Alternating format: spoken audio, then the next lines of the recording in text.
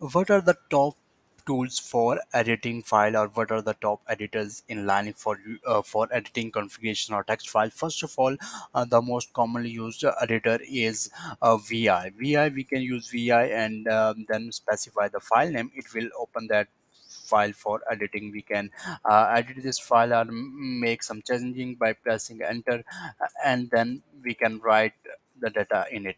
Another tool we have for editing file or editing text file is related to Linux is Vim. We can use Vim and then specify the file name. It will here we do not have installation of Vim. We have to install it. The another tool is Nano, and then we specify the name of the file. Now the file is open for editing. We can use Nano for addition, and we can then press save for saving.